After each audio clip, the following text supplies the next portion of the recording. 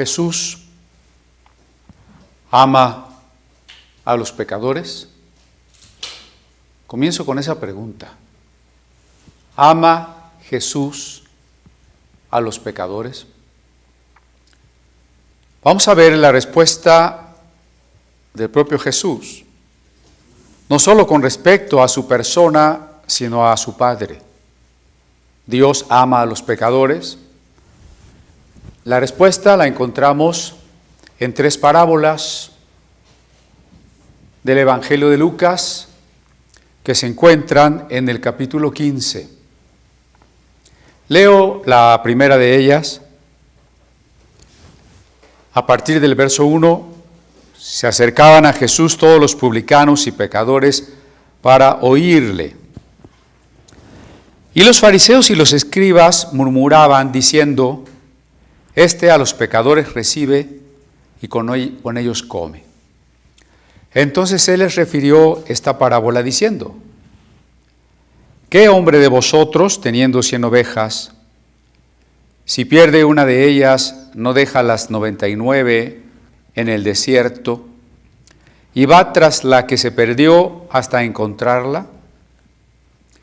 Y cuando la encuentra, la pone sobre sus hombros, gozoso, y al llegar a casa reúne a sus amigos y vecinos diciéndoles: Gozaos conmigo porque he encontrado mi oveja que se había perdido.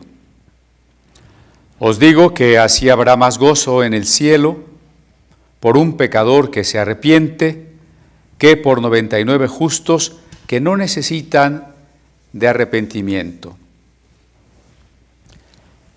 Y en esta parábola de la oveja, no tiene la intención de ser un tratado soteriológico acerca de por qué se perdió la oveja, si estaba predestinada para perderse o para que la encontraran, si cuando la fueron a buscar iba a querer regresar o no iba a querer regresar, nada de eso. Las parábolas siempre están allí para dar luz sobre un hecho central. Y el hecho central, en palabras de Jesús, es el amor de Dios por los pecadores. Y por eso es importantísimo que analicemos detenidamente esta parábola. Comenzaré mostrando que tenemos aquí al frente un Nuevo Testamento. Este es el Nuevo Testamento número 500. La portada dice precisamente que es el Testamento número 500,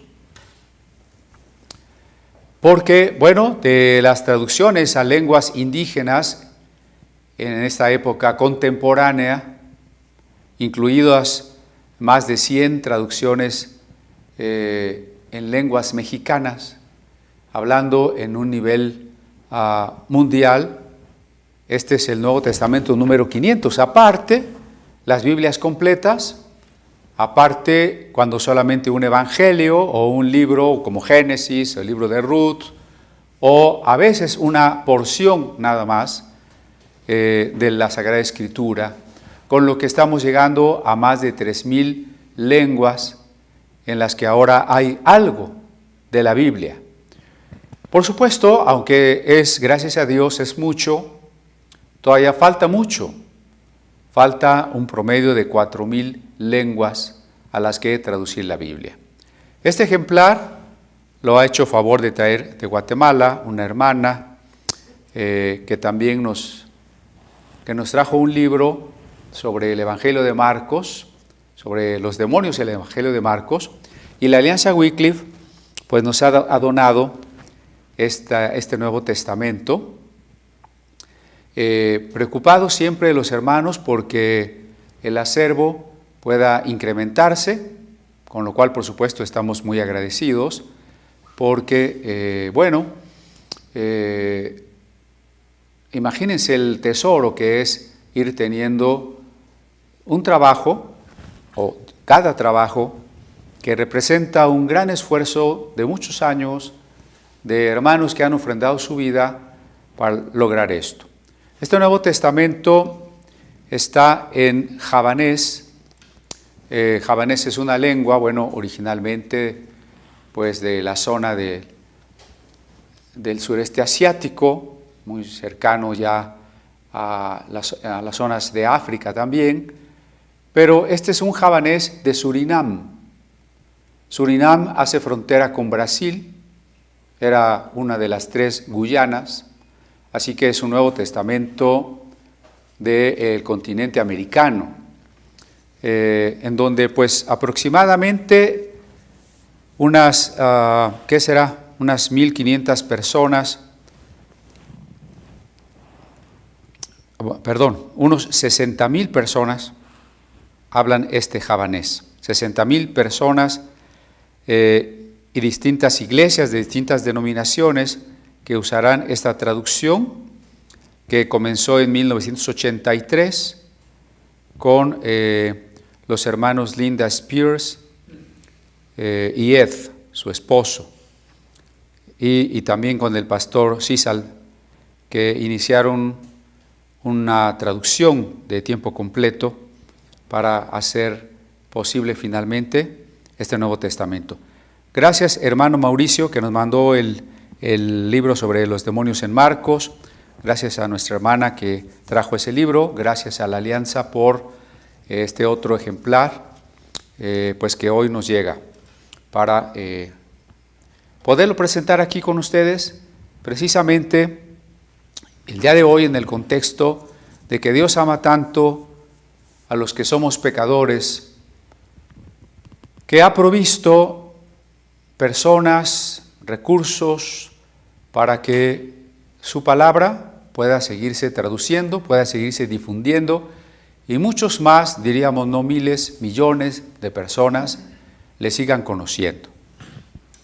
Bien, volvamos a nuestro verso número 1 del capítulo 15, donde dice: se acercaban a Jesús todos los publicanos y pecadores para oírle. Esto es sorprendente. Sorprendente en primer lugar porque los versos que se unen a este pasaje, los anteriores, nos hablaron de cómo Jesús advirtió el precio del discipulado. Si usted se recuerda, Jesús en el verso 25 del capítulo 14, se volteó hacia las multitudes que lo seguían y les dijo que si alguno no aborrecía padre, madre, esposa, hijos, todo, que si alguno no tomaba su cruz y le seguía, que si alguno no renunciaba a todo lo que poseyera, no podía ser su discípulo. Bueno, esperaríamos que entonces las multitudes se regresaron a su casa, desilusionadas, descontentas. Pero es sorprendente que no es así. Que a pesar de que Jesús está diciendo, calculen si tienen la actitud, la decisión profundamente suficiente para seguirme, muchas personas continúan tras Jesús. Especialmente, y llama la atención esto, ¿no? Publicanos y pecadores. Hoy la iglesia sufre de, pues, una moda de ponerle a las personas un evangelio sencillo, un evangelio de solución de nuestros problemas, unas conferencias breves que motiven a las personas, que les hagan sentir qué grandiosas son, cuántas promesas de Dios hay para ellos, pero nada que les vaya a desafiar, nada que los vaya a ofender, nada por lo cual dejen de ofrendar o ya no vayan a venir. Y ciertamente ese tipo de congregaciones tienen mucha gente.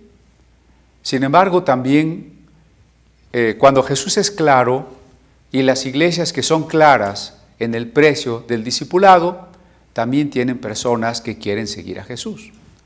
Claro, aquí hay una ventaja, ¿no? Se esperaría que estas personas tienen, cuando menos, una mayor medida de conciencia sobre su decisión, sobre lo que significa poner a Jesús en primer lugar por sobre todas las cosas. Y es que los seres humanos tenemos necesidad de una razón de vivir. Porque los seres humanos somos un proyecto como una flecha lanzada hacia un blanco. Y cuando cada ser humano no tiene clara la meta, el objetivo, el centro hacia donde tiene que llegar, entonces anda por la vida a ciegas, desorientado, pero sobre todo insatisfecho en lo más profundo de su ser. Esta es una explicación bastante clara del por qué la gente busca una satisfacción en el consumismo, en las drogas, en el placer, en el poseer riquezas, en tantas cosas, en obtener el poder político, porque no tenemos una satisfacción permanente, trascendente, última. Sí, hay cosas que de momento, pues por supuesto, nos dan una cierta satisfacción. Si yo tengo hambre y como algo sabroso, bueno, ya quedé satisfecho. Solo que al rato voy a tener hambre otra vez, ¿no? Y si consigo tal vez un carro nuevo, o una ropa nueva, un celular nuevo, pues voy a estar muy contento un día, 2 días, pero después ya es lo mismo. Todo vuelve a la rutina. Porque ninguna de esas satisfacciones es una satisfacción de la necesidad eterna, de esta meta que cada hombre tiene que tener clara de estar encaminado a Jesucristo. Entonces, cuando la iglesia ha perdido su sabor como sal, cuando la iglesia ha dejado de salar, entonces la gente busca una razón de vivir en otras cosas. Hay gente que está dispuesta a venderlo todo y hacer un viaje a la India para conocer los secretos de la espiritualidad. Hay jóvenes que dejan su familia y sus posesiones para introducirse a una secta krishna donde van a vivir y a comer con muchos otros en una misma casa. Y así podríamos multiplicar los ejemplos. Los jóvenes son los principales candidatos para unirse a la guerrilla en el deseo de transformarlo todo, en un idealismo ingenuo en este caso, de suponer que todo se puede cambiar vía la violencia, pues los jóvenes están dispuestos a dar su existencia, su tiempo, a vivir en secreto, en riesgo, a matar, a morir, porque el hombre tiene necesidad de un desafío trascendente, de una meta en la que tenemos que pagar como precio la vida, porque es lo único que puede satisfacernos. Y entonces cuando la iglesia ha dejado de mostrar claramente que lo único que puede satisfacer nuestro espíritu, nuestra hambre de eternidad, es nuestra relación amorosa con Dios, es conocer a Dios, es encontrar en Dios su voluntad, nuestra vocación, nuestra meta final. Cuando la iglesia ha dejado de subrayar eso, cuando la iglesia ha tenido miedo de decir el precio es este, entonces la iglesia pierde su atractivo. Y los jóvenes se aburren de ir a la iglesia, ya no quieren ir a la iglesia y por supuesto, como acabo de decir, están dispuestos a involucrarse en cualquier otra cosa, aunque sea el satanismo, algo que les haga un desafío. Los deportes extremos, las formas extremas de vida, hoy son también una moda. La gente está tan vacía que dice, ¿para qué vivo?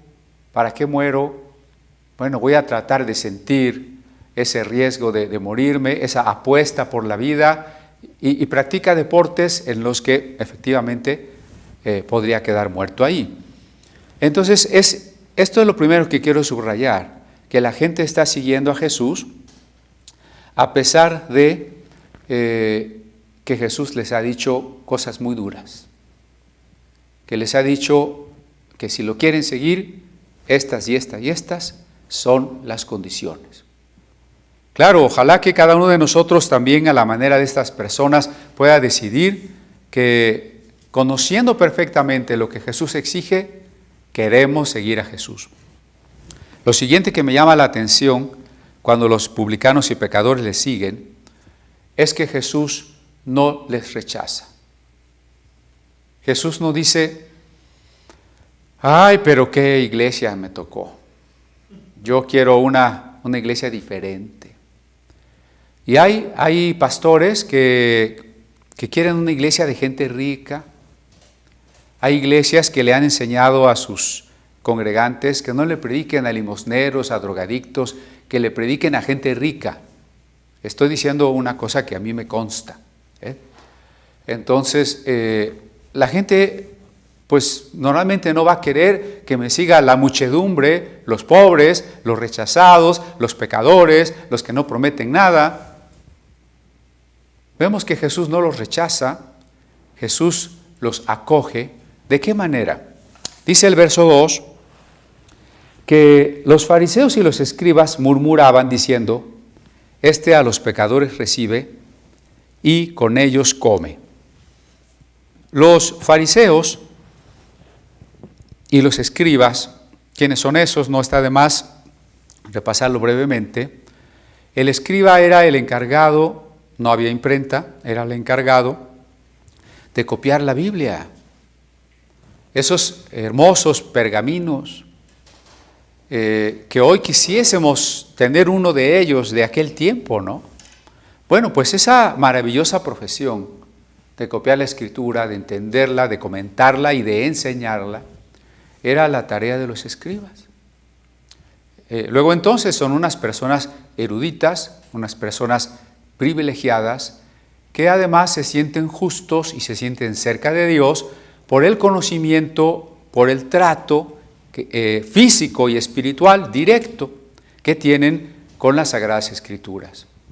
Los fariseos son uno de los partidos políticos religiosos surgidos bajo la rebelión contra el dominio pagano de los griegos y fortalecido en el dominio pagano ahora de los romanos. No eran violentos como otros grupos de oposición, el caso de los celotas, pero sí estaban en contra de todo lo gentil, de todo lo griego, de todo lo romano. Esto, bueno, pues me hace pensar que hoy esa postura también existe, ¿no? Quien siempre está hablando en contra de lo griego, incluso de deshelenizar la Biblia o de suponer que el Nuevo Testamento no se escribió en griego. Empezando por ahí ya tiene algo de fariseo. Discúlpeme si le pisé algún callo. Pero los fariseos, además, la palabra quiere decir los puros, habían entendido, y ciertamente con un celo muy sincero, con un celo por Dios que brotaba de su corazón, que ellos no querían contaminarse. El problema es que ellos pensaban que contaminaban las cosas que la ley definía como impuras, es decir, cierto tipo de comidas, tocar ciertas cosas como un cadáver, una mujer menstruando, algunas enfermedades.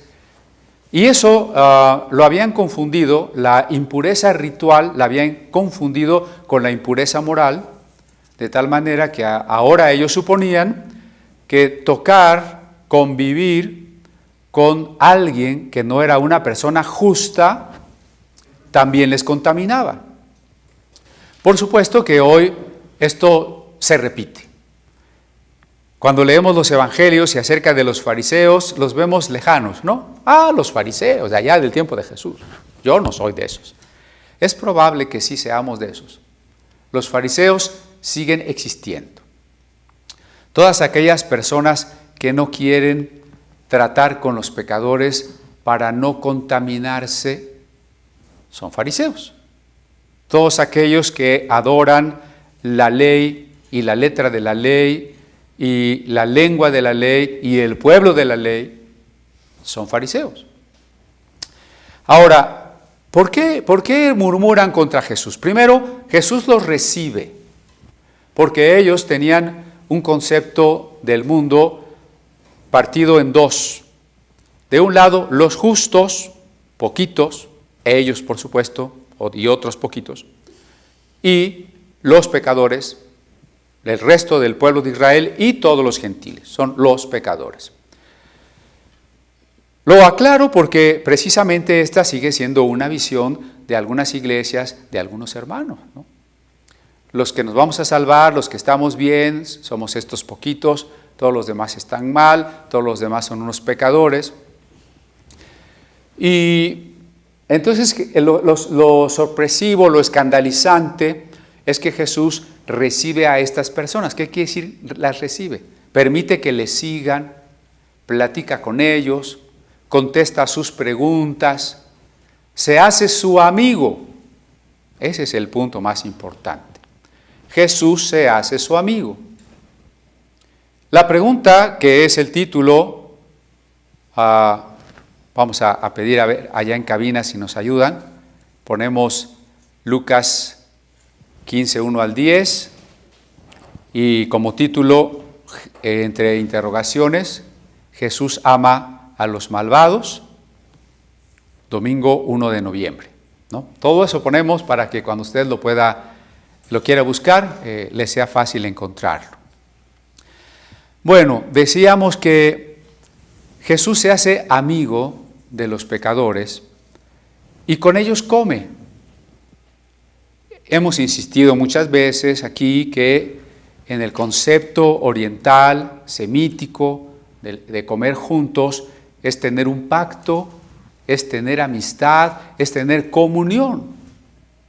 Entonces diríamos que la acusación de los escribas y fariseos es seria, es preocupante, sí, porque Jesús tiene amistad, comunión, pacto con los pecadores. Eso es inadmisible si Jesús es visto por los demás como rabí, como profeta, como enviado de Dios, o como quiera que le vean. El ministerio que tenga Jesús a ojos del pueblo en ese momento, es inadmisible que no guarde ese prestigio, que no guarde esa sacralidad y que se esté contaminando, que esté poniendo en mal la ley de Dios al aprobar la amistad, el compañerismo con los pecadores. ¿Qué tipo de pecadores? Bueno, el verso 1 ya lo decía, ¿no? Los publicanos. Ciertamente de estas cosas algunas ya las hemos dicho, pero bueno, en honor a los que no se acuerdan y a los que no estuvieron, recuerde usted que un publicano era un cobrador de impuestos. Yo creo que cada día estamos más enojados con el SAT, ¿no? Porque, bueno, de veras que con lupa están tratando de sacarnos todo. Pagamos impuestos sobre la renta, pagamos IVA, pagamos tenencia, pagamos predial y bueno, ya no sé, es una lista muy larga de todo lo que pagamos. Si usted tiene una inversión, paga, si usted hace una venta, paga, si necesita un trámite, un acta de nacimiento, lo que sea, paga, por todo paga. Y muy de la mano las comisiones bancarias, ¿no? Yo creo que estamos hartos de estos mercaderes del templo, de estos cobradores de impuestos. Pero en tiempos de Jesús eso era peor.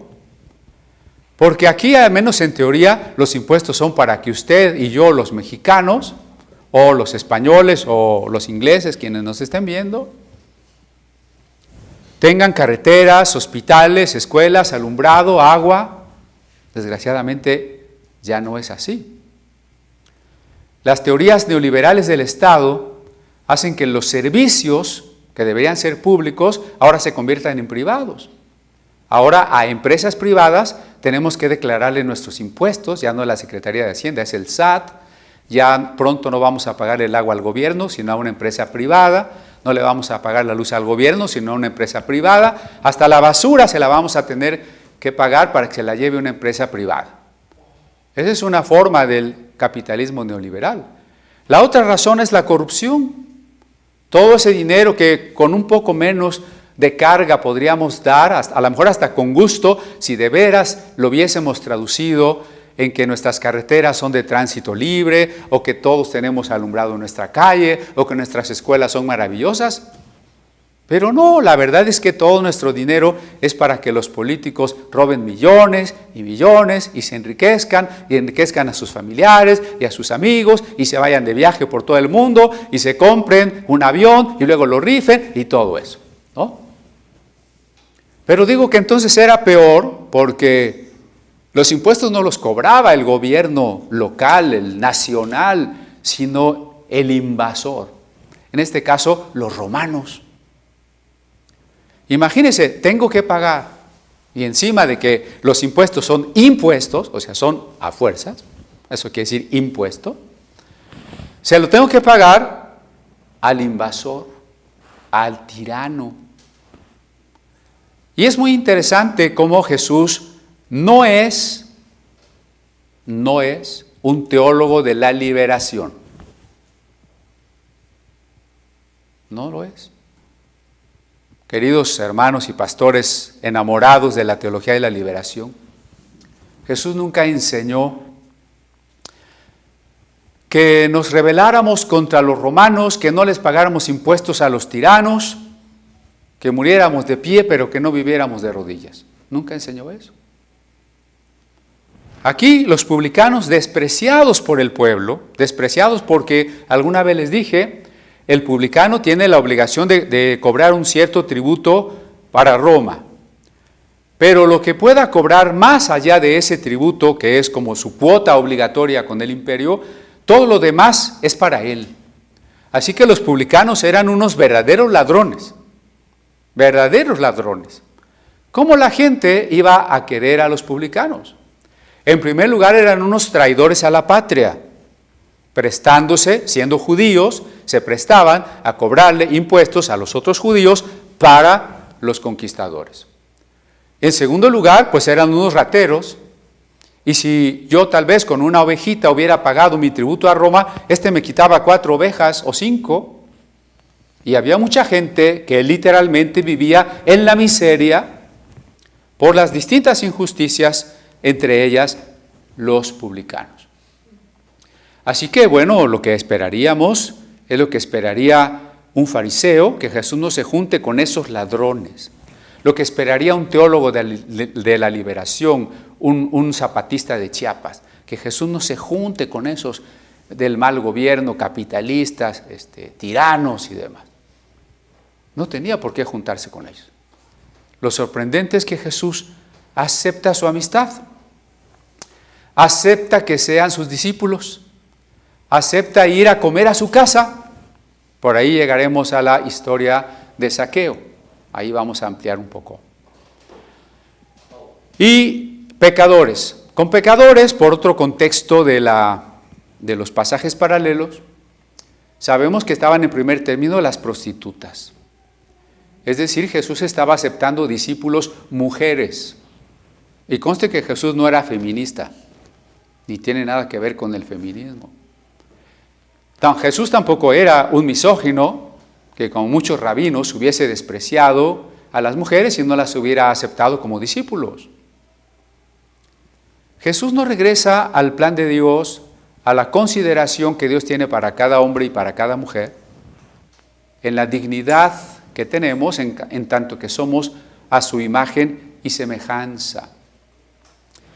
Así que, primera, Jesús está aceptando mujeres. Segundo, está aceptando mujeres que la sociedad rechaza. Mujeres que son fornicarias y si estuvieron casadas o lo están, son adúlteras, pecados que merecen la pena de muerte.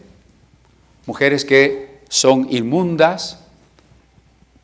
Mujeres que no se aceptan ni a sí mismas. ¿Por qué? Porque justo es decirlo, nuestras prácticas sexuales indebidas van minando nuestra autoestima, lo reconozcamos o no. De ahí estos intentos de dignificar lo que no se puede dignificar. Pero no es que Jesús esté dignificando la prostitución. No se vaya usted a confundir que Jesús ya iba con su pancarta del seguro social para las prostitutas y todas esas cosas, ¿no? Simplemente Jesús está aceptando a los pecadores, pero insisto, para comer con ellos, es decir, para tener una amistad. Se dice que los fariseos ni siquiera querían tocar, rozarse con un pecador en el mercado, en la calle. ¿Cómo es ahora que Jesús se atreve a entrar en una casa de un pecador? Eso ya contaminaba. Comer con un pecador, partir el pan con él, con sus manos sucias, pecadoras, eso contaminaba. Bueno, pues entonces ellos le dicen, con los pecadores come. Jesús les contesta a través de 3 parábolas. En este caso no a través de una filosofía, el lenguaje de Jesús no es filosófico, no a través de una apologética de ciertos mandatos de la ley, tampoco Jesús es un rabino. Les contesta de una manera tan sencilla que puedan entenderlo estas personas que le señalan, pero que puedan entenderlo, más importante todavía, que puedan entenderlo los amigos pecadores que Jesús tiene. Y es que miren, lo que encontramos aquí podríamos llamarle que es un maniqueísmo. ¿Qué es el maniqueísmo?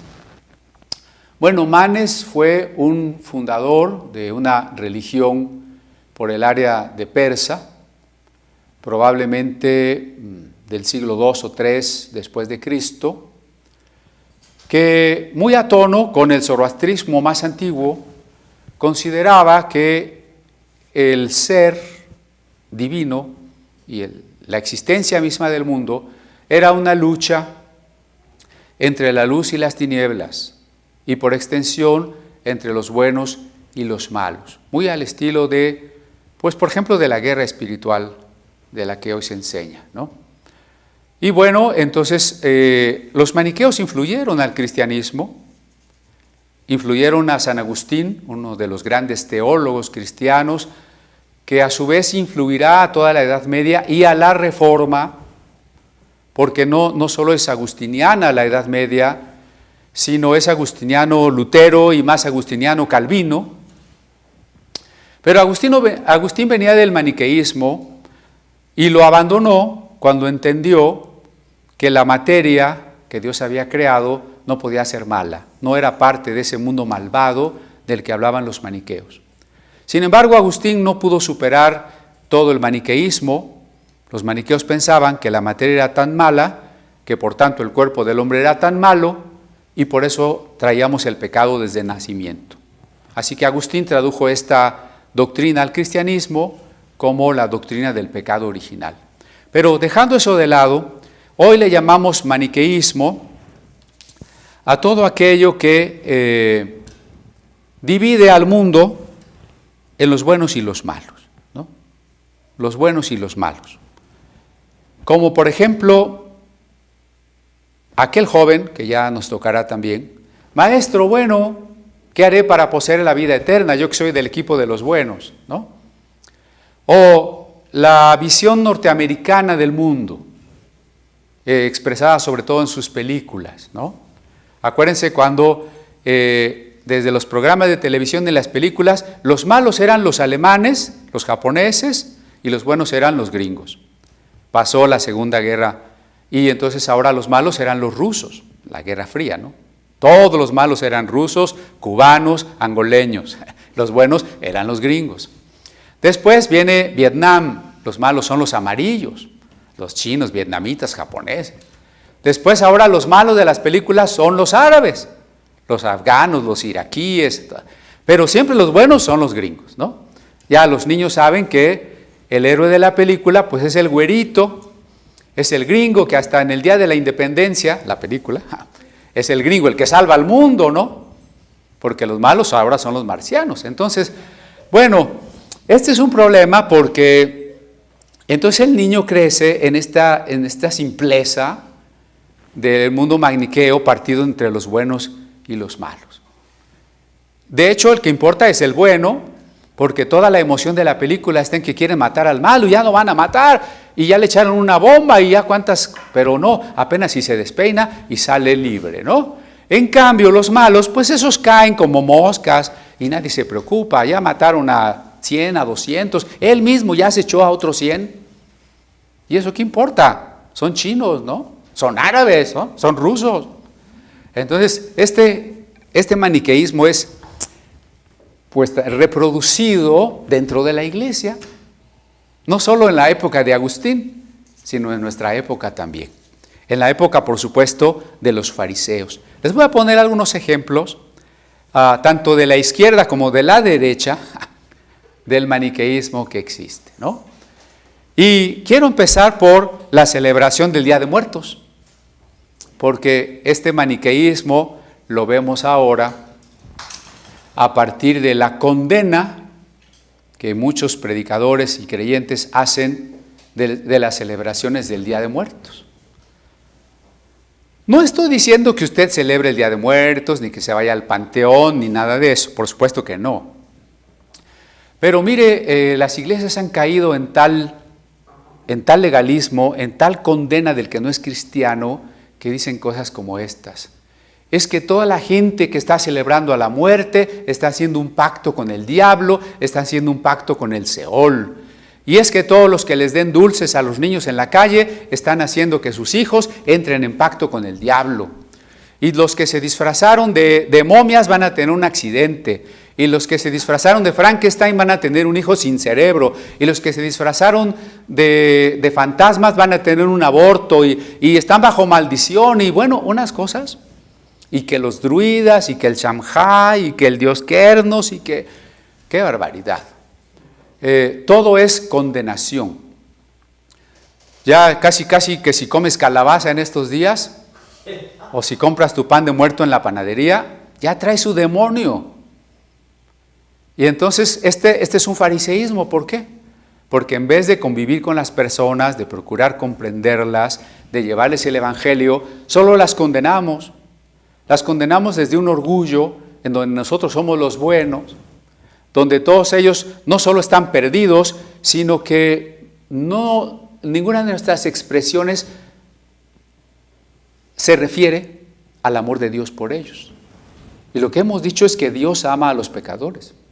Y cuando simplemente estamos señalando y poniéndolos a todos bajo conjuros del diablo, bajo el poder de la muerte, que va a venir la calaca y les va a jalar las patas y todo eso, el amor de Dios no aparece por ninguna parte, ¿no? El deseo de ir a predicarles y de establecer un diálogo en que ellos puedan comprendernos y nosotros podamos comprenderlos, no aparece. No estoy diciendo que el comer con los pecadores significa que nos vayamos en el momento de las ofrendas a los muertos a comer ofrendas a los muertos. No, eso ya lo explicamos cuando hablamos de la carta a los Corintios. ¿En qué consiste el problema con la gente? Sería que les hagamos pensar que aceptamos sus creencias. Pero el problema, aquí es donde está el legalismo, la superstición cristiana incluso, la superstición cristiana, está en atribuirle poder a algo que no es Dios. Si yo digo que la muerte tiene poder, para empezar, la muerte no es una persona, porque qué difícil explicarle al no creyente y al creyente que la muerte no es una persona. Es que la Biblia dice que la muerte es un enemigo. Sí, pero ese es un poema. A ver, entonces cuando dice que la sabiduría habla, entonces la sabiduría también es una persona. Y cuando dice la justicia y la paz se besaron, pues también son personas y se andan besando. No, la forma retórica que se llama personificación no es que las cosas sean personas. La muerte no es una persona, la muerte no es algo diabólico. Ah, caray, hermano, ¿no será que ahora sí ya se le fue? Miren, ¿saben por qué no es algo diabólico? Porque la muerte es una característica de todo lo que es finito. Y todo lo que no es Dios tiene un fin. Se mueren las estrellas, se mueren los volcanes, se mueren los planetas, se mueren las flores, se mueren los perritos, se muere usted, me muero yo. Entonces, todo lo que sea finito, por creación, por diseño, ya está contemplado para terminar, para tener un fin. La muerte es parte de la creación. Pero entonces, ¿por qué se habla de que la muerte dejará de existir? La muerte dejará de existir porque cuando Jesús resucita, nos garantiza el camino para que a pesar de que somos finitos y estaríamos destinados a desaparecer, si nos mantenemos en comunión con Él, podemos vivir como Él vive eternamente. Pero no porque la muerte sea demoníaca ni nada que se le parezca. Pero entonces cuando nosotros empezamos a atribuirle poder a la muerte, a las calaveras, a las calaveritas de azúcar tan simpáticas que son, ¿no? Y empezamos a atribuirle poder a los disfraces, al color morado, al color negro. Entonces ya estamos en la superstición, cristiana pero superstición, ¿no? De tal manera que le estamos atribuyendo poderes buenos al aceite, a los ángeles, a la oración, a la Biblia, a los decretos, y poderes malos a las calaveras, al pan de muertos, a la rosca de reyes, a las imágenes de la Virgen, etc. Todo eso es superstición. Sea que supongamos que estas cosas buenas o estas malas tienen poderes, en cualquier caso es superstición. ¿Y a qué nos lleva la superstición cuando nosotros nos creemos los justos? Este es el problema del maniqueísmo, ¿no? El justo soy yo. Por eso es que tengo que condenar a todos esos que están equivocados. Así que tenga mucho cuidado. Mire, ¿cómo podemos establecer un diálogo en estos terrenos? Primero hay que reconocer que las celebraciones que se dan en estos días, pues tienen una serie de factores que les han ido dando forma. En primer lugar, la conveniencia económica de los vendedores. Esta es una fiesta que deja dinero. Eso es lo primero que hay que reconocer, ¿no? Y hasta los que les gusta esta fiesta deberían de reconocerlo. Se trata de ganar, de vender, de hacer que la gente consuma y consuma. Bueno, ese es el primer problema.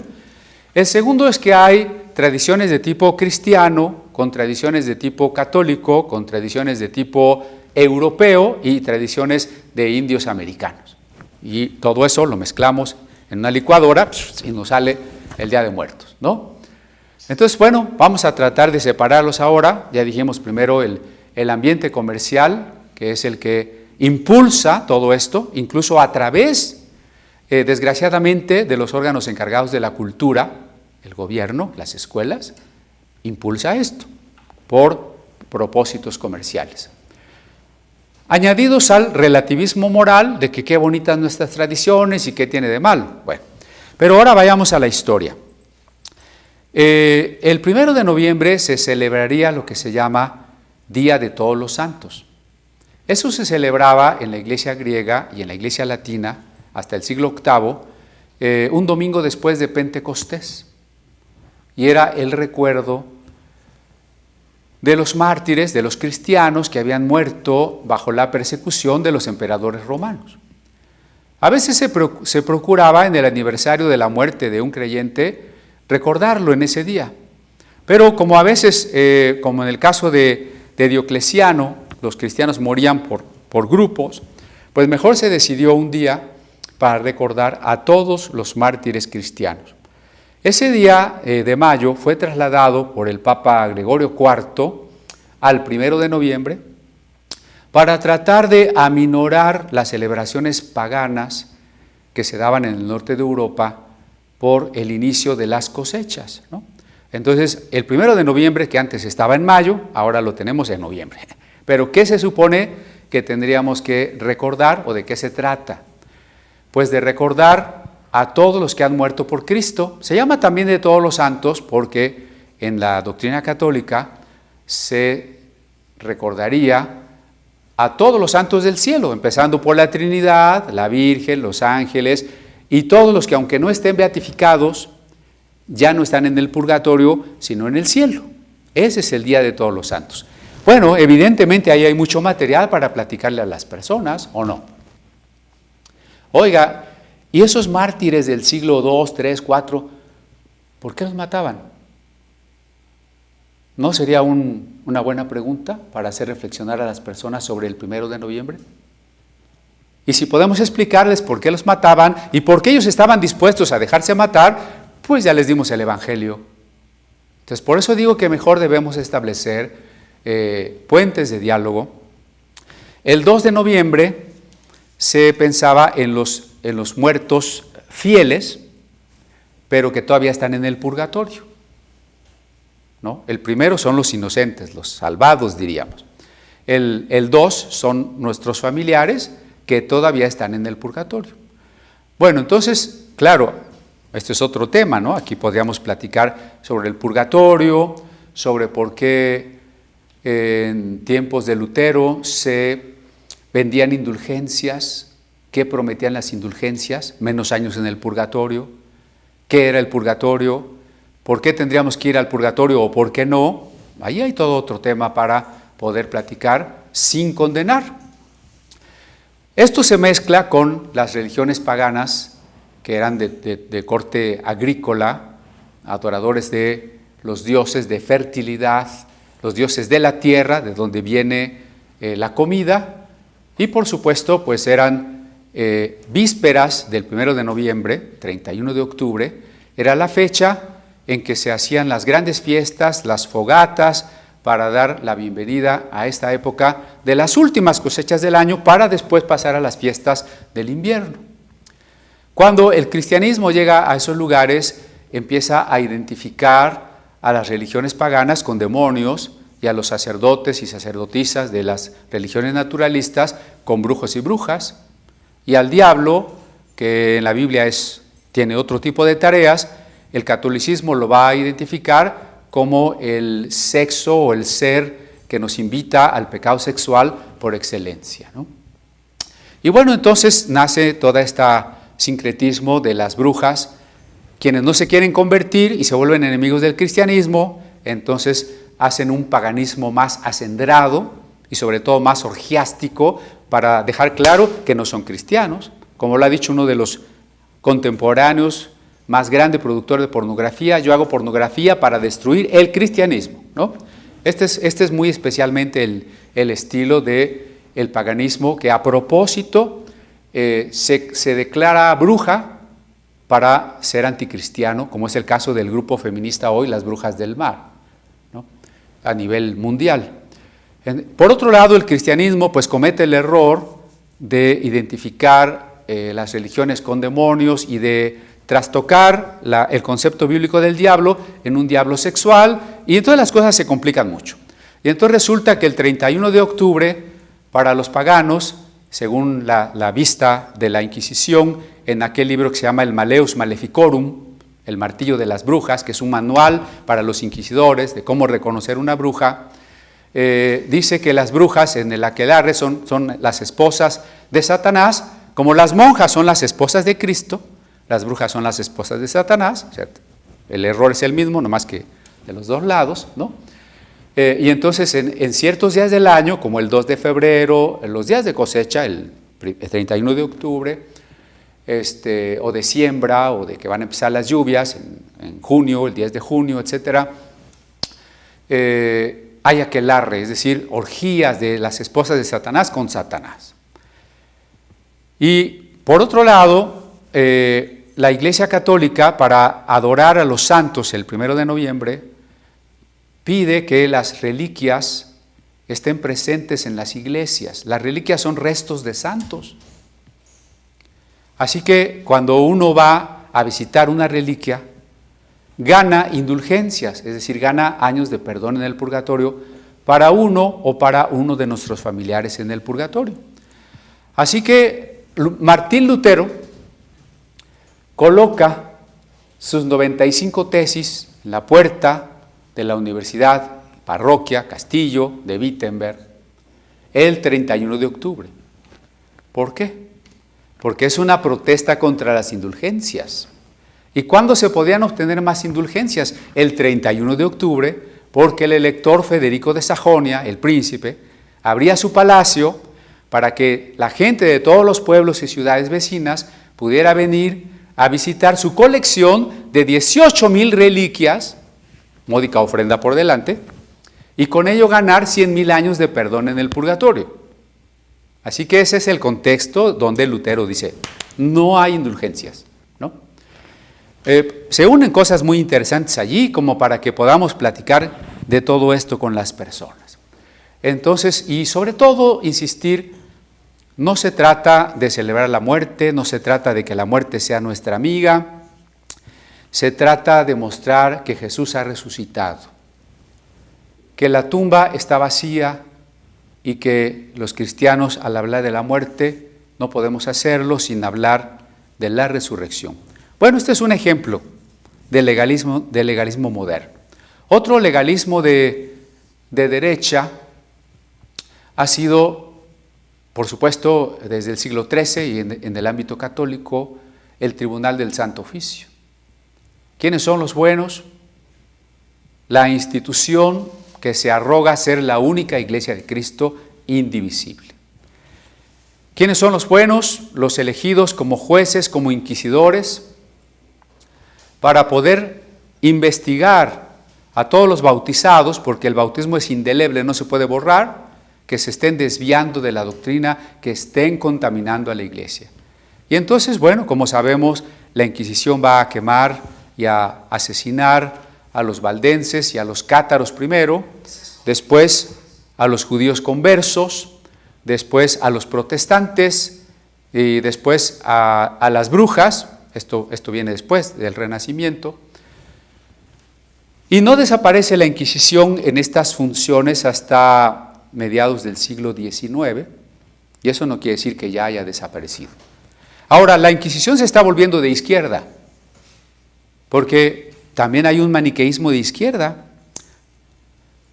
Por ejemplo, de una derecha que se toca con la izquierda, los nazis, la dictadura nazi, que es equivalente a la dictadura de Stalin en Rusia, uno de derecha y otro de izquierda, van a hacer purgas de más de 10 millones de personas que no están de acuerdo con su gobierno. El gobierno que tiene la verdad. Pero es el caso de la Revolución China, especialmente de la Revolución Cultural de Mao Zedong. Hay que mandar a la cárcel, hay que condenar a muerte, hay que ahorcar, hay que fusilar a todo aquel que esté en desacuerdo con el régimen. ¿Estamos caminando para allá? Falta poquito, muy poquito, para que si usted no está de acuerdo con la pedofilia, si usted no está de acuerdo con los supuestos, que son falsos, matrimonios del mismo sexo, si usted no está de acuerdo con el feminismo, si no está de acuerdo con la nueva era, si usted quiere ser o seguir siendo uno de esos cristianos retrógradas, entonces el maniqueísmo de izquierda va a decir: nosotros somos los buenos, los malos son ustedes, ustedes tienen un discurso de odio. Esta es una de las frases favoritas de ellos ahora, ¿no? Si tú no estás de acuerdo, resulta que es un discurso de odio. Por supuesto que eso es falso, además de ser una frase hueca, es una frase calumniadora, al menos en el caso de la predicación del Evangelio. Porque el Evangelio comienza precisamente por lo que hoy nos ocupa, el amor de Dios por los pecadores. Pero tenemos un gran problema, ¿no? Que estos tipos de maniqueísmos olvidan una parte de la parábola. El maniqueísmo de derecha deja a la parábola sin pastor y el maniqueísmo de izquierda sin oveja. ¿Cómo es eso? Claro, porque, y ya les conté una vez esa anécdota, ¿no? Donde hablando de cómo Dios ama al pecador, una hermana interrumpió el sermón y dijo: no, porque el Salmo no sé qué dice que Dios aborrece al pecador y Dios aborrece al pecador.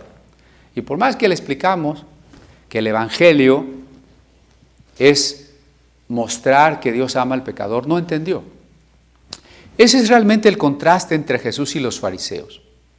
Cuando reducimos el conflicto a que los fariseos eran hipócritas y Jesús era sincero, ya nos perdimos en el asunto de fondo. Los fariseos eran sinceros y Jesús era sincero también. El problema es otro. El fariseo guarda una tradición, guarda una justicia propia, guarda una ley de Moisés, y Jesús viene a decirnos: no una tradición nueva, no una religión nueva, no una ley nueva, sino una vida nueva, una creación nueva, un mensaje de Dios que transforma a las personas. Dios ama al pecador. Ese es el quid del asunto. Ahí está el problema. El fariseo y todo maniqueo piensa que Dios no ama al pecador. Dios no ama al que no piensa como yo, Aquí recuerdo una canción que cantaba Nacha Guevara, no sé de quién sea la canción, pero decía, entre otras cosas, hay gente que no ama a sus semejantes y yo odio a la gente que hace eso, ¿no? O sea, es una paradoja, una contradicción. Yo debo de amar a la gente, pero odio a los que no aman a la gente. Bueno, ese es el discurso maniqueo. Entonces, cuando el legalista, fundamentalmente de derecha, piensa que los malvados no son aceptados por Dios. No queremos en la iglesia prostitutas, no queremos en la iglesia drogadictos, no queremos en la iglesia limosneros, cochinos que no se bañan, no queremos en la iglesia homosexuales. Entonces se está quedando sin una parte de la parábola, que es el amor que tuvo el pastor para ir a buscar a la oveja. El problema del maniqueísmo de izquierda es que la oveja no está perdida. Ya he tenido conocimiento de varias tesis que se han presentado en cierto seminario de cuyo nombre no quiero acordarme, todas ellas avalando que la iglesia debe ser incluyente, que la buena noticia para transexuales, lesbianas, homosexuales es que Dios los acepta como son. ¿Cierto? Los acepta como son, sí, pero cuidado, ¿estamos con ello implicando que la oveja no estaba perdida? Entonces, ¿para qué la fueron a buscar? Bueno, sigamos entonces. Dice, ese hombre tenía 100 ovejas. Se le pierde una y deja 99 en el desierto. Me llamó la atención esto de en el desierto, porque si dijéramos, las dejó en la casa, en el redil, en el establo, bien guardaditas. No, las dejó en el desierto, donde toda la defensa que tienen las ovejas es ponerse en grupo. Cuando las ovejas perciben un peligro, se tratan de esconder, de pasar desapercibidas en el centro del grupo. Son medias egoístas en ese sentido, ¿no? Que se coman al de afuera, yo me pongo aquí adentro. Las deja a expensas de esa poca defensa y se va a buscar una. Uno podría decir, bueno, pero ¿vale la pena ir a buscar una y poner en riesgo 99? Claro, esto podría ser un problema ético bastante interesante, pero no es el caso, porque lo que Jesús quiere ilustrar aquí no es el problema ético cuantitativo versus cualitativo del valor de la vida, sino el amor que Dios tiene por un pecador. Lo que se está ilustrando aquí es el amor que Dios tiene por un pecador. Y la mejor manera de dar luz sobre ese amor es hacernos imaginar un pastor capaz de poner todo en riesgo con tal de rescatar al que necesita ser rescatado. Entonces, cuando justificamos a la oveja en sus pecados, estamos diciendo que la oveja no está perdida. Y entonces nos quedamos con media parábola, o mejor dicho, sin parábola, ¿no? En cualquiera de los dos casos, nos quedamos sin parábola. Bueno, entonces se va a buscar aquella que se perdió. Aquí tenemos un cuadro del pastor. Me gusta porque está descolgándose de una piedra, una roca, hacia el precipicio, ¿no? El pastor puede caer, puede morir, y seguramente ha recorrido, como cantamos hace rato en el canto de la oveja, ha recorrido valles, desiertos, montañas, de noche, de día, buscando a su oveja. La oveja está por ahí a punto también de caer, y un águila se cierne sobre ella para comérsela. El problema de una oveja que ha salido del cuidado del pastor y del núcleo del rebaño es que es precisamente la presa que prefiere los depredadores. El lobo, el oso, el león, el águila van sobre la oveja que está separada del grupo. Así que el pastor sabe que tiene que ir a buscarla y que eso es urgente porque la oveja está en peligro. Si la oveja estuviera perdida sin ningún peligro, bueno, pues ya dentro de un mes regresará como los perros, ¿no? Pero no, la oveja está en peligro y no sabe regresar. Entonces aquí necesitamos pues reconocer varias cosas, ¿no? Primera, que las ovejas necesitan la protección de un pastor. Me refiero a las 200 especies domésticas de oveja, porque tenemos un promedio de 1.300 especies de ovejas y algunas son salvajes, pero las ovejas domésticas tienen necesidad de un pastor. Eso nos tiene que llevar a reconocer a nosotros que a veces somos orgullosos y suponemos que no necesitamos de Dios. Este es uno de los graves problemas de la humanidad, porque la humanidad está muy necesitada de Dios y una buena parte de ella piensa que no necesita a Dios. Qué triste, ¿no? Tener una necesidad y no reconocer que tenemos esa necesidad, o reconocer que tenemos esa necesidad y no reconocer cuál es la única posibilidad de satisfacer verdaderamente esa necesidad. Voy a dejar de lado tantas anécdotas cursis, historias falsas que se cuentan de las ovejas cuando se predica de las ovejas, ¿no? A veces creo que las páginas cristianas son las más cursis, ¿no? Dejemos eso de lado, solo enfaticemos una cosa. La oveja tiene necesidad de ser cuidada y Dios tiene tal amor por sus ovejas que viene a buscarla. ¿Qué significa viene a buscarla? En este caso, hablando de Jesús o del Padre que envía a Jesús. Pues lo que dice Filipenses 2, que Jesús, dejando su gloria, dejando su trono, su omnipotencia, limita toda esa gloria para tomar la forma humana, para someterse a la tentación, para someterse a la enfermedad, al dolor, a la muerte misma, y venir a buscar a su oveja, muriendo por ella, ¿no? O sea, la manera en que el pastor busca a su oveja es una manera en la que pone la vida. Interesantísimo, pues, el que tengamos completo este cuadro, ¿no? No podemos quedarnos sin pastor pensando que Dios no ama a los pecadores, porque entonces Jesús, ¿cómo vino a morir por ellos? Y no podemos quedarnos sin una oveja perdida, porque entonces ¿a qué vino el pastor? Si estas ovejas en su condición en la que ahora viven no son pecadoras, no están perdidas, entonces son justas y por los justos Jesús no hubiera tenido que venir. Bueno, vayamos a lo siguiente.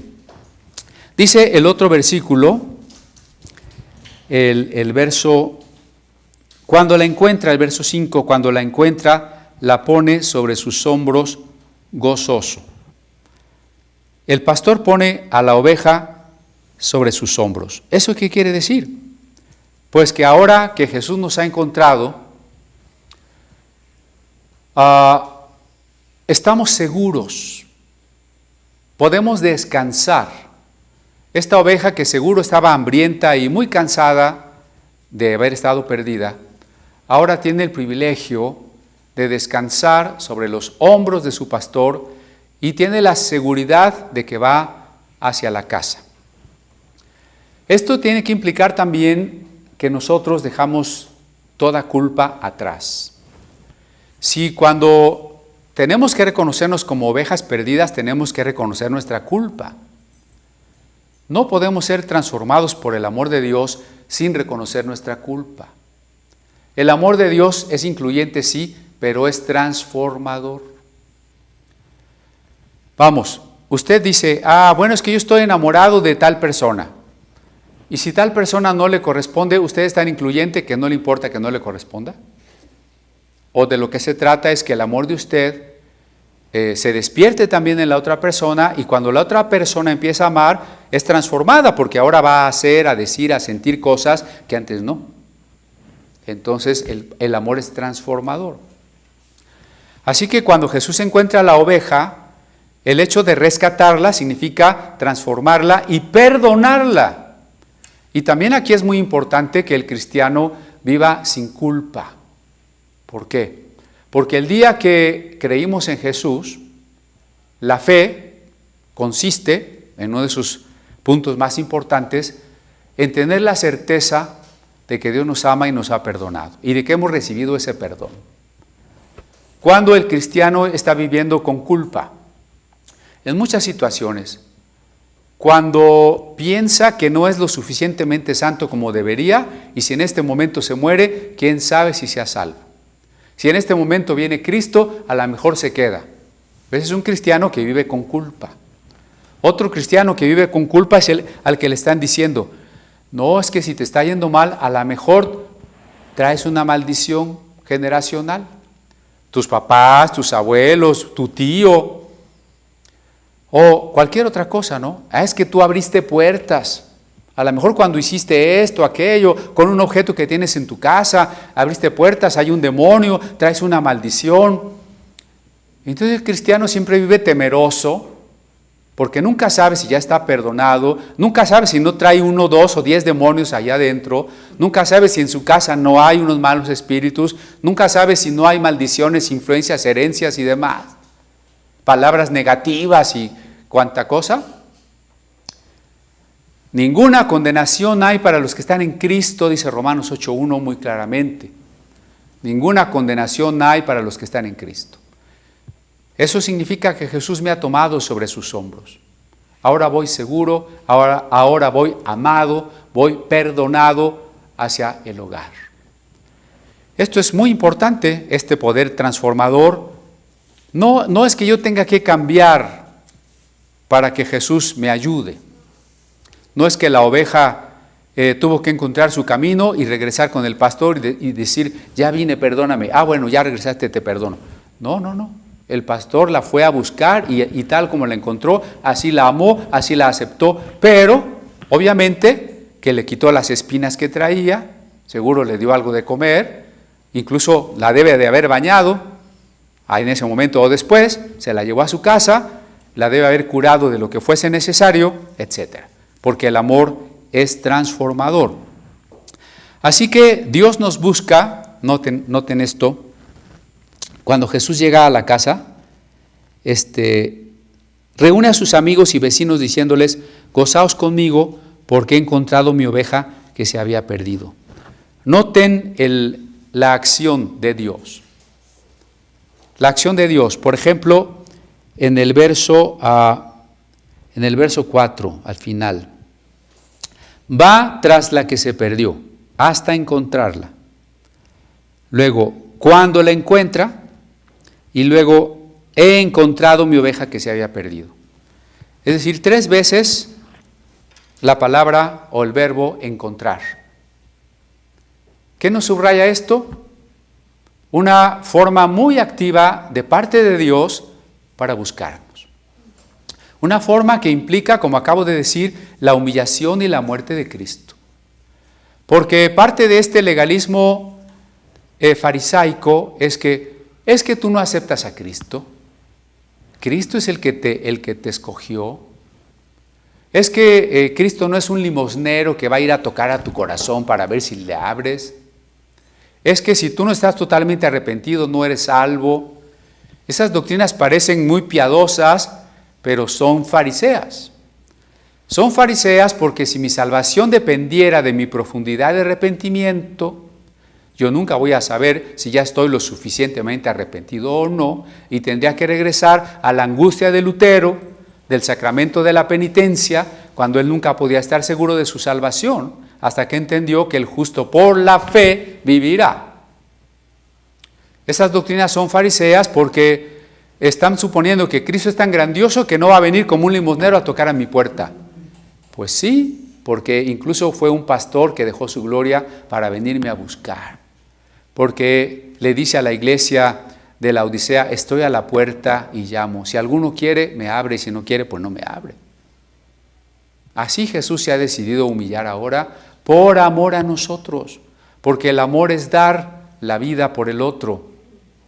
Así que en esta acción tan profunda de Dios, vamos a encontrar que hay un gozo en el cielo, ¿no?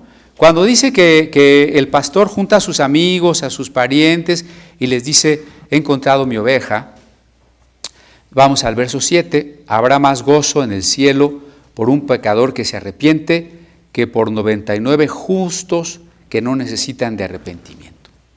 No olvide que esto es una parábola no le quiera buscar mangas al chaleco en las parábolas. Pero entonces, ¿quiénes son los vecinos de Dios y los familiares de Dios con los que se goza? No olvídese de eso. Es que los 99 justos no necesitan salvación. Desde otra perspectiva, no hay 99 justos, no hay ni aún uno, ¿no? El problema aquí es que los fariseos se sienten justos, los escribas se creen justos, pero el que puede ser salvado es el que reconoce que no es justo.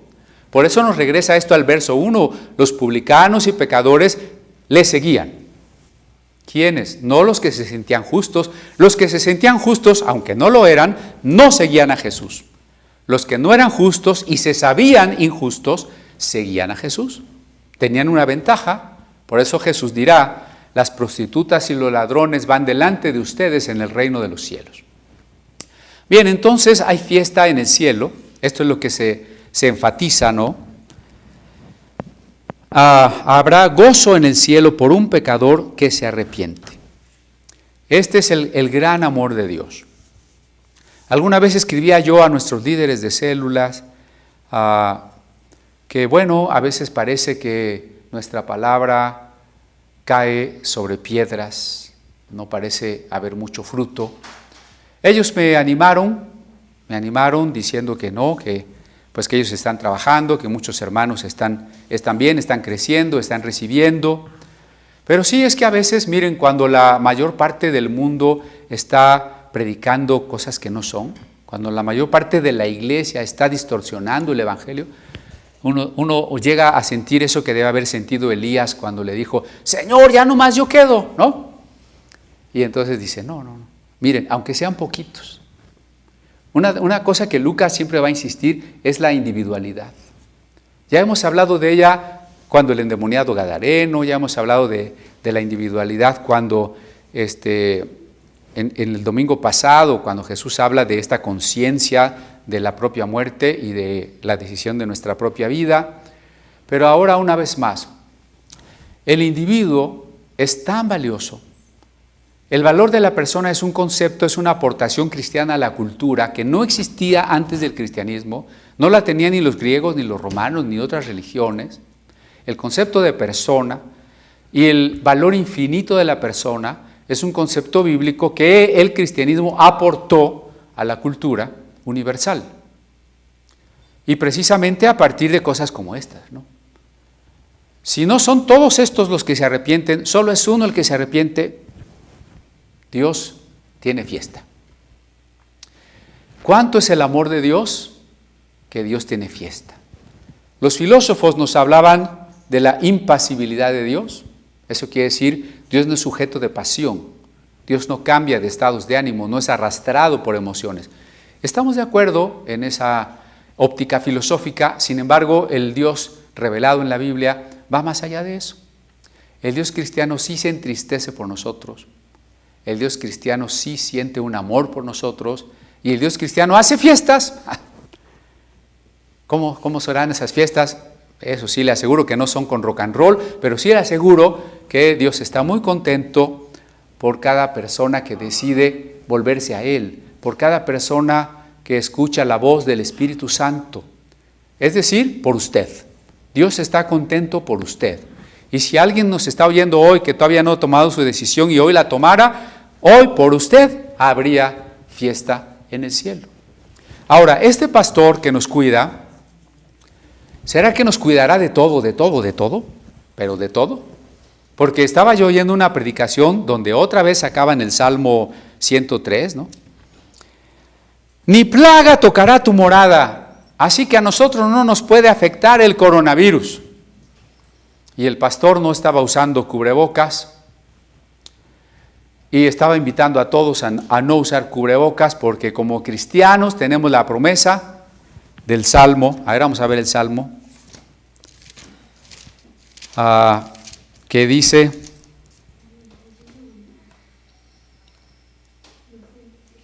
¿Salmo qué?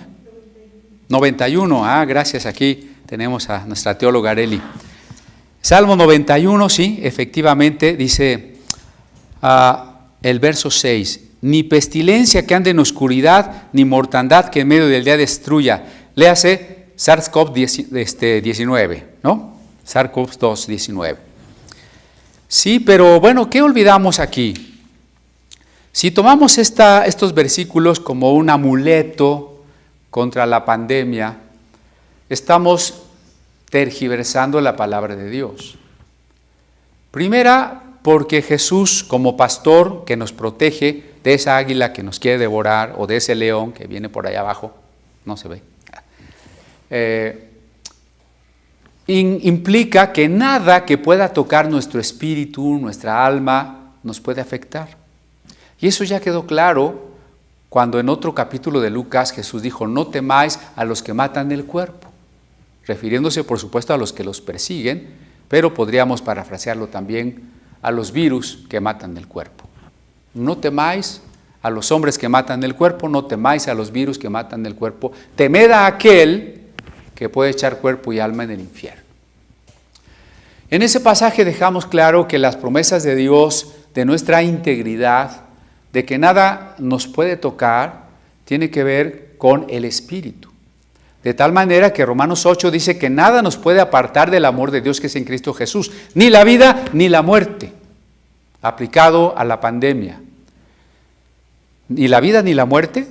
Entonces si te mueres de COVID, ¿qué quiere decir? ¿Que Dios no te amaba? ¿Que Dios no cumplió sus promesas? No quiere decir eso, porque ni la muerte ni la vida te están apartando del amor de Dios. Jesús no te ha dejado de amar, así te mueras de COVID, ¿no? Esta promesa no es para eso. Esta promesa está en medio de un poema, es un poema. Entonces, si nosotros tomamos literal, pestilencia que ande en oscuridad, pues también tomemos literal el verso 4, con sus plumas te cubrirá. Pues entonces Dios tiene plumas. Debajo de sus alas estarás seguro, entonces Dios también tiene alas. Escudo y adarga es su verdad, entonces Dios tiene un escudo y una lanza. Y entonces pues ya nos metimos en un problema, ¿no? Así que los poemas son poemas y tienen una verdad que están enseñando, por supuesto que sí, pero hay que encontrarla tras la metáfora. Y tras la metáfora, lo que el Salmo nos está enseñando es que nuestra vida eterna, nuestra alma, nuestro ser, en su parte más importante, está en las manos de Dios, que nos protege del enemigo. Y el enemigo nos va a atacar no con cosas físicas. Ya hemos enseñado que el coronavirus no es una cosa del diablo, es una cosa natural, perteneciente a la creación. Pero entonces el diablo no es el que nos manda los virus. ¿Qué nos manda el diablo? Tentaciones. ¿Para qué? Para que moralmente tomemos malas decisiones, para que le demos la espalda a Dios, para que usemos mal los dones de Dios. Allí sí. Ese sí es el león, ese sí es el lobo que se quiere comer a la oveja. Los pobres virus no tienen la culpa. Sin embargo, mire usted los datos, ¿no? Nuestro país está entrando en semáforo rojo en los estados de Durango, Coahuila, Baja California Sur, Michoacán, Quintana Roo y San Luis Potosí. Así que, imagínense, hemos rebasado ya las 90,000 muertes. Con ello, pues estamos a tono, estamos en el mismo nivel de la mortandad anual por diabetes, por ejemplo, por enfermedades metabólicas y otras enfermedades. El problema es que esta otra enfermedad es contagiosa, altamente contagiosa, y en México al menos una tasa de muerte casi del 10%, porque estamos llegando al 1,000,000 de contagiados y estamos llegando a más de 90,000 muertos, pues es el 10%, ¿no? Bueno, también habrá que entender que qué está sucediendo en otras partes del mundo, ¿no? En Francia y España hay toque de queda, es decir, después del atardecer no se puede salir a la calle. En Bélgica hay toque de queda también. En Italia los cubrebocas son obligatorios. En Portugal el cubrebocas es obligatorio. En Alemania no se pueden hacer reuniones de más de 15 personas. En Eslovenia el tránsito está restringido. En Estados Unidos hay más de 80,000 contagios diarios, peor que la primera ola. Y del COVID no nos puede salvar ni San Juditas Tadeo. ¿Por qué digo eso? Porque el 28 de octubre, día de San Juditas Tadeo, las multitudes estaban reunidas aquí en la iglesia de San Hipólito, muy cerca del museo, muchos de ellos sin protecciones, confiados en que San Juditas sí puede contra la COVID-19. Bueno, pues ahora, hoy y mañana estará a reventar allá en Tultitlán el Templo de la Santa Muerte. También, como las personas, muchas de ellas sin precauciones, y el mero hecho de estar aglomerados ya es una falta de precaución terrible, están confiando que como ellos son devotos de la Niña Blanca, ella es su amiga, su protectora, y entonces no se van a morir de COVID-19. Entonces, fíjese cuántas supersticiones, ¿no? Cuánto descuido de la gente. El día de ayer el centro de la ciudad estaba abarrotado, por las calles no se podía pasar. No es que yo haya ido, vi los reportajes, ¿no? Los bares a reventar por la noche. Y a eso le añadimos las supersticiones. No me puede pasar nada porque soy evangélico y el Salmo 91. No me puede pasar nada porque yo ya llevé a bendecir a mi San Juditas Tadeo. No me puede pasar nada porque yo soy devoto de la Santa Muerte. Pues es lo mismo, hermanos. Es exactamente la misma superstición. Tengamos cuidado. Bueno, vamos a continuar. Creo que no vamos a continuar. Lo vamos a dejar aquí.